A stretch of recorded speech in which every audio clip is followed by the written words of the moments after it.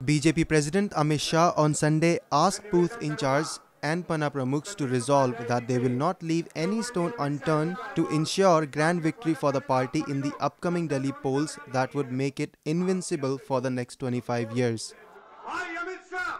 आज मैं कहने आया हूं कि हम सब ने एक संकल्प करना है कि दिल्ली का चुनाव इस संगठन के आधार पर जीतना है, पेज प्रमुख के आधार पर जीतना है, बूथ अध्यक्ष के आधार पर जीतना है। मोदी जी आएंगे, सभाएं करेंगे, किरण जी भी अब आ गई है, वो रोड शो करेगी, सभाएं करेगी, लोगों को जो बात करनी है वो करेगी।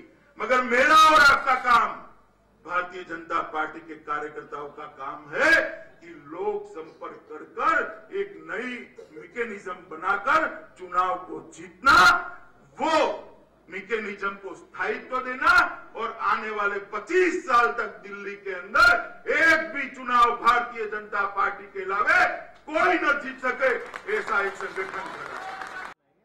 Asking BJP workers to get into mission mode, Shah urged workers to go door to door seeking people's support. Bharatiya Janata party इस दिल्ली का चुनाव भारतीय जनता पार्टी के बूथ प्रमुख और पन्ना प्रमुख के आधार पर चुनाव जीतना चाहती है, इस संगठन के आधार पर चुनाव।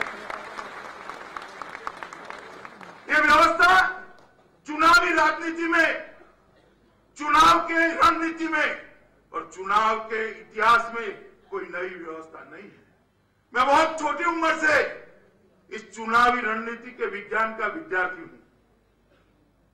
मैंने कई चुनाव देखे, कई चुनाव लड़ाए, कई चुनाव लड़े भी हैं। मगर ये चुनाव हम एक अलग तरीके से मित्रों लड़ना चाहते हैं।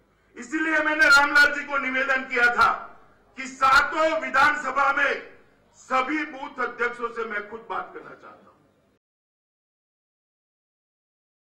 बिहार का चुनाव भारतीय जनता पार्टी के और देश के लोकतांत्रिक इतिहास में बड़ा महत्वपूर्ण और बदलाव लाने वाला चुनाव सिद्ध होने वाला है।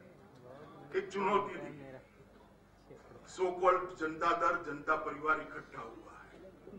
ये जनता परिवार से भारतीय जनता पार्टी का कार्यकर्ता परेशान नहीं है, क्योंकि इसमें से जनता निकल गई है, सिर्फ परिवार रह गया है।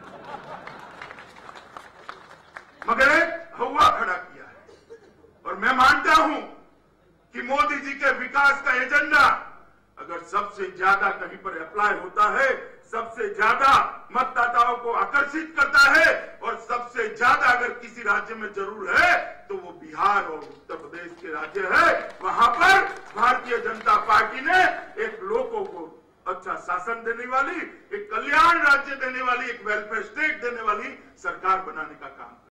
Powered by NNIS.